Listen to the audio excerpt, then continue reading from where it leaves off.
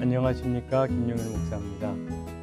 이 시간을 통해서 하나님께 영광되어지고 또 우리들에게는 우리의 눈이 열려서 하나님의 법에 기이한 것을 보게 되는 귀한 시간이 되기를 바랍니다.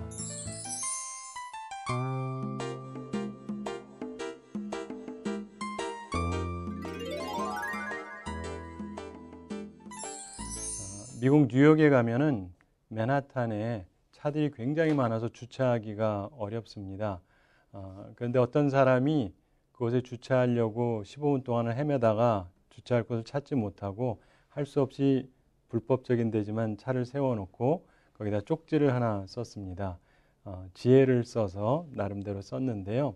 제가 이곳을 15분 동안 돌았습니다. 그런데 지금 이곳에 주차하지 아니하면 제가 제 일자리를 잃게 됩니다.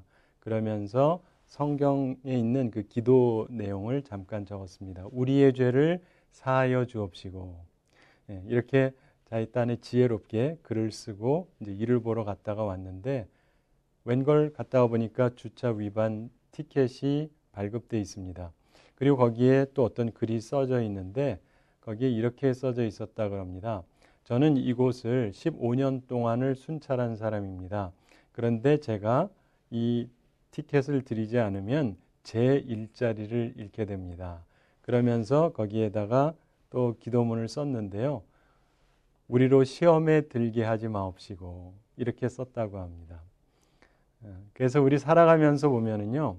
지혜가 굉장히 중요하지만 타이밍이 맞아야지, 타이밍이 맞지 아니하면 우리의 지혜도 그리 유익을 보지 못합니다. 우리가 성경에 보면은 지혜서로 잠언과 전도서가 있습니다. 지혜왕 솔로몬이 쓴 책인데요. 그 지혜서는 크게 두 가지로 나누어진다고 볼 수가 있습니다. 하나는 자문적인 지혜가 담겨져 있는 잠언의 말씀이 있고, 그 다음에 사색적인 지혜가 담겨져 있는 전도서가 있습니다. 그래서 잠언에서는 우리가 어떻게 하면 선하게 인생에서 성공할 수 있는가에 대한 말씀을 해주고요. 이 전도서에서는 사색적인 지혜를 통해서 우리가 보다 더 나은 지혜, 보다 더 나은 잠언을 얻게 하려고 쓰여진 말씀입니다. 여러분 잘 아시겠지만 솔로몬은 굉장히 지혜로운 왕이었습니다. 하나님께서 그에게 지혜를 주셔서 세상 역사상 가장 지혜로운 왕이었다고 여겨집니다. 그가 특별히 재판할 때 지혜로웠던 것을 우리가 알게 되는 한 이야기가 있죠. 두 여인이 있었습니다. 둘 다 아들을 낳았는데 둘 다 창녀였습니다. 그런데 이 사람들이 한 아기가 죽고 한 아기가 살아있는데 서로 자기 아들이라고 하는 겁니다. 이 사람들의 근본도 모르고 아버지도 누군지 모르고, 그런데 도대체 누가 아들인지를 구별할 수 없을 때 솔로몬이 아주 지혜롭게 판결을 했습니다. 서로 자기 아들이라고 하니까 반씩 나눠서 사이좋게 갈라줘라. 칼로 잘라서 반씩 나눠줘라 그랬습니다.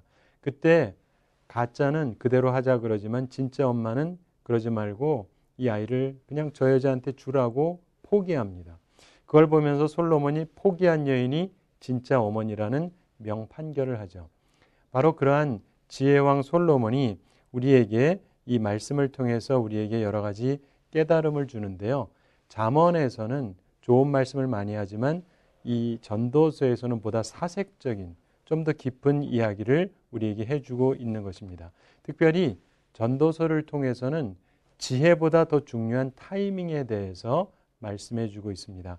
하나님께서 시간을 관리하시는데 시간 속에 숨겨진 하나님의 목적이 있고, 그리고 특별히 우리 인간에게 있어 죽음이라고 하는 문제가 있는데 그 문제를 통해서 우리의 삶을 새롭게 보게 하는 것입니다.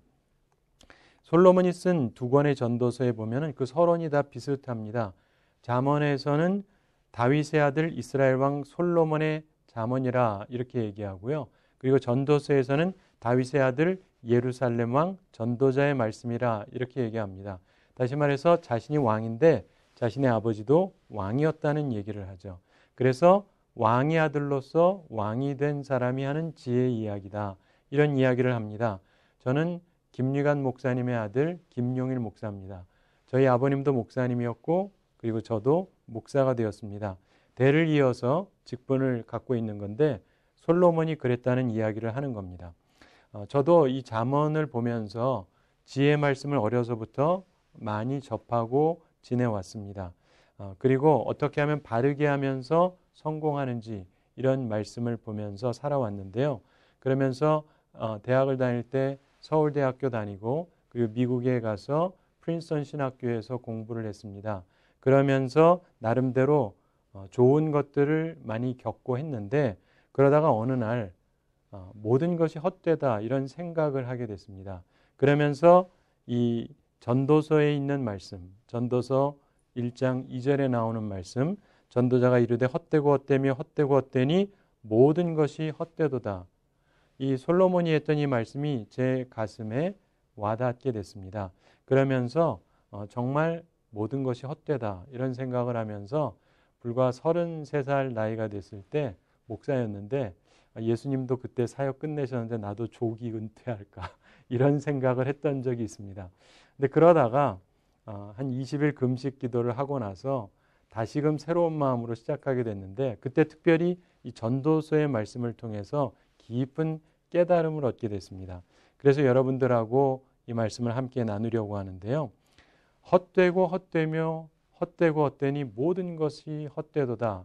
이 말씀이 전도서에서 유명합니다. 많은 사람들이 회의적인 이야기처럼 생각을 하게 되죠. 그런데 이 말씀에서 우리에게 가르쳐 주는 것은 일반적인 우리들의 소망, 이것이 얼마나 한계에 있는가를 깨닫게 하려는 것입니다. 우선 이 시간에 먼저 우리 보통 사람들이 갖고 있는 일반적인 지혜를 잠깐 생각해 보고 그것이 얼마나 한계가 있는가 솔로몬의 도전적인 질문을 생각해 보려고 합니다. 사람들은 일반적인 지혜를 통해서 추구하는 게 세 가지가 있습니다. 첫째로는 수고를 해야 된다, 노력을 해야 된다 이런 얘기를 합니다. 우리가 다 꿈을 가지고 비전을 가지고 살아가는데 그것을 이루려면 노력해야 되고 수고해야 된다 이런 얘기를 합니다. 그리고 실제로 그것은 지혜임에 틀림없죠. 열심히 해야 무엇을 이룰 수 있는 것이 분명하게 사실인 것입니다. 그래서 우리가 긍정적인 생각을 해야 되고 적극적인 생각을 해야 되고 힘을 다해서 노력해야 되는 것이 사실입니다. 그래서 많은 분들이 그렇게 가르치죠.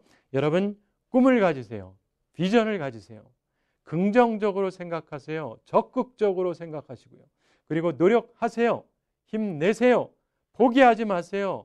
될 거라고 믿으세요. 해보세요. 반드시 될 겁니다. 이런 이야기를 우리가 많이 합니다. 그리고 그것은 분명히 지혜임에 틀림없습니다. 두 번째로 많은 사람들이 하는 일반적인 지혜의 이야기는 뭐냐면 성취를 통해서 기쁨을 맛보라는 거죠. 내가 꿈꾸던 것, 그것을 성취함으로 기쁨을 누리라는 것입니다. 우리가 원하던 대학에 합격하면 학생이 기뻐서 성취의 기쁨이 있죠. 직장에 원하는 곳에 취직하면 성취의 기쁨이 있습니다. 사업하면서 어떤 부분에 성공하면 성취의 기쁨이 있습니다. 그래서 우리더러 성취의 기쁨을 가지라고 이야기를 합니다. 사람들이 나름대로 목표를 가지고 나아가죠. 그래서 스포츠 하는 사람들도 열심히 노력해서 올림픽에서 금메달을 땄을 때 그 성취의 기쁨 이런 것이 뉴스를 통해서 사람들에게 전달이 됩니다. 각 나라에서 대통령 선거를 할 때 대통령에 당선된 분 그분에 대해서 성취의 기쁨 이게 항상 모든 사람들에게 알려집니다. 그래서 우리들에게도 그걸 얘기해 주죠. 여러분 성취의 기쁨을 누리시기 바랍니다. 그러면서 우리에게 그런 지혜의 말씀을 줍니다. 물론 그것은 지혜의 말씀입니다. 근데 어쨌든 대부분의 사람들이 그러한 생각을 하고요. 또 세 번째 많은 사람들이 추구하는 일반적인 지혜의 삶은 역사적인 삶을 살라고 얘기합니다. 우리의 인생이 짧은데 역사적이라고 하는 건 기억에 남을 만한 삶을 살라는 거죠.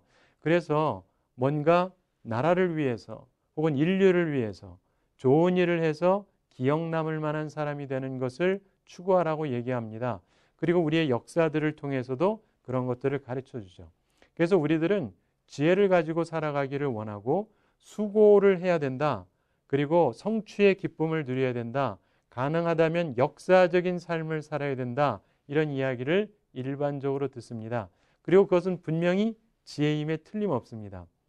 그런데 오늘 말씀에서 보면은 지혜왕 솔로몬이 사색적인 지혜를 통해서 도전적인 질문을 합니다.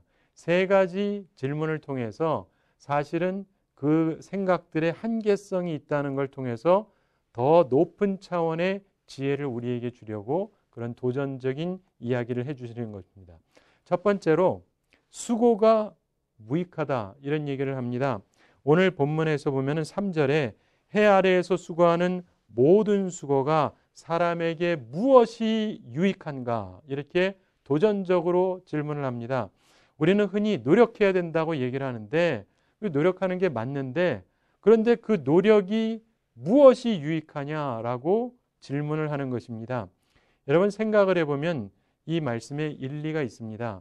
많은 학생들이 명문대학 가려고 열심히 노력을 하죠. 그런데 자기가 원하는 것을 얻느냐? 원하는 학교 못 갔다는 사람이 훨씬 많습니다. 많은 사람들이 직장을 가려고 노력을 합니다. 혹은 사업을 하려고 노력합니다. 근데 자기가 원하는 것을 얻었다는 사람보다는 못 얻었다는 사람들이 많습니다.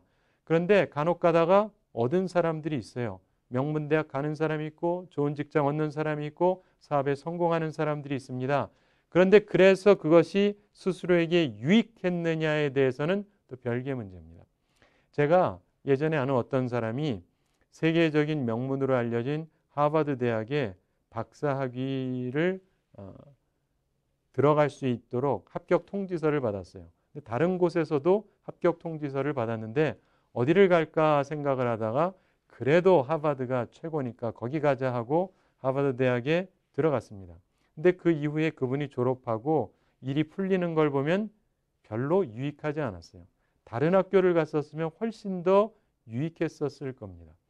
사랑하는 성도 여러분, 우리가 살아가면서 보면은요, 내가 나름대로 수고를 하긴 하는데 원하는 걸 얻지도 못하고 혹시 얻었다 할지라도 그게 과연 나한테 유익하냐? 이 부분에 대해서 한번 사색적으로 생각해 보자라고 성경이 질문하는 것입니다. 두 번째로 여기에서 우리에게 질문하는 것은 성취해도 만족이 없다는 것입니다. 우리가 무엇을 얻으면 성취의 기쁨은 있어요. 그러나 성취했다고 해서 꼭 만족이 있는 것은 아닙니다.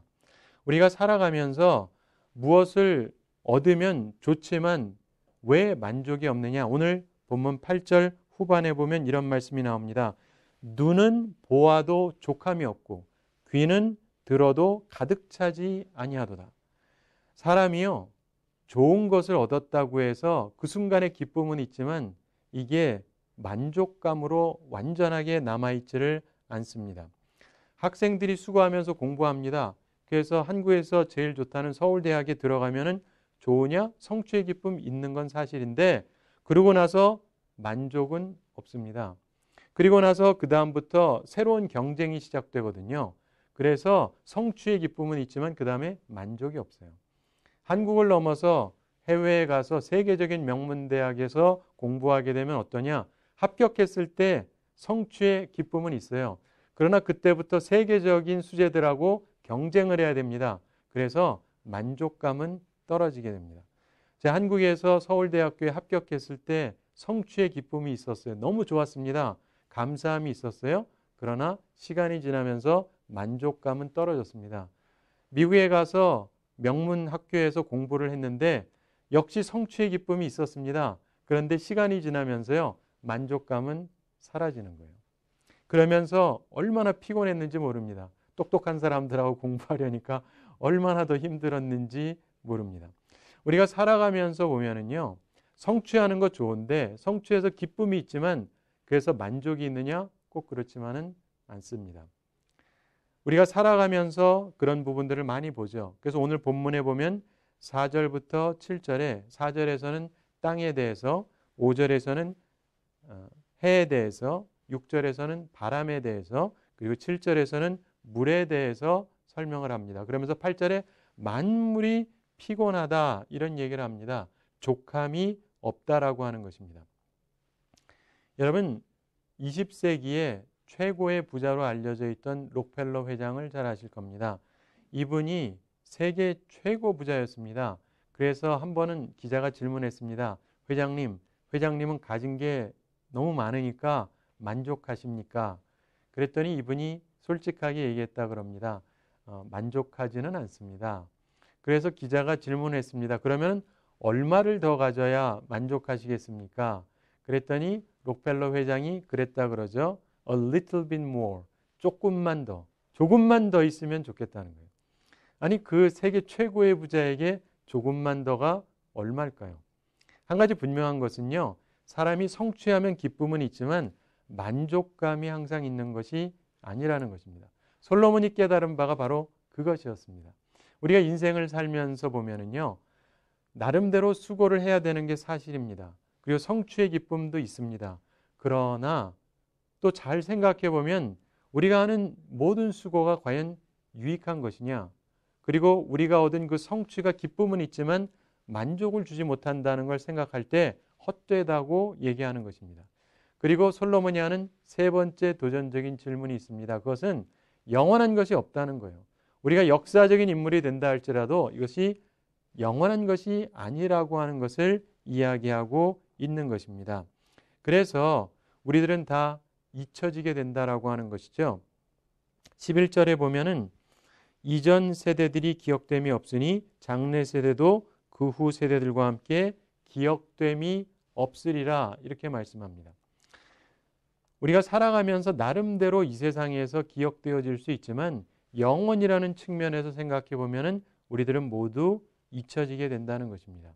그래서 솔로몬이 우리에게 가르쳐 주는 것은 우리들이 인생을 살아가면서 성취하는 것 중요한데 그러기 위해서 노력하는 것 중요한데 영원이라고 하는 측면에서 보면은 뭔가 문제가 있다는 것을 그가 발견했던 것입니다.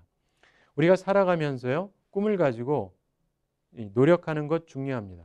그런데 이것이 나한테 유익하려면 우리에게는 노력 플러스 알파 그 무언가가 더 필요한 것입니다. 내가 노력한 것이 유익해지려면 타이밍을 가지고 조절하시는 하나님의 은혜를 입어야 돼요. 하나님께서 우리에게 은혜를 베풀어 주셔야 은총을 베풀어 주셔야 우리의 수고가 유익할 수 있는 것입니다. 이것을 우리가 기억하라는 것이죠. 또한 우리가 성취해서 기쁠 수 있지만 만족은 없습니다. 물질적인 것은 우리들에게 기쁨을 주긴 하지만 만족을 주지 못합니다. 우리들에게 영적인 체험이 필요합니다. 그것은 역시 하나님만이 주실 수 있는 것이죠. 그래서 우리 인생에서 지혜를 가지고 성취하는 것, 기쁨을 누리는 것 좋지만 하나님의 은혜를 입어서 만족감까지 누려야 된다는 것을 우리에게 가르쳐주고 있는 것입니다. 그리고 또한 동시에 우리가 이 세상에서 역사적인 삶을 산다 할지라도 영원한 천국이라는 측면에서 생각하지 아니하면 우리가 여기 있는 것들은 다 잊혀지게 된다는 것입니다.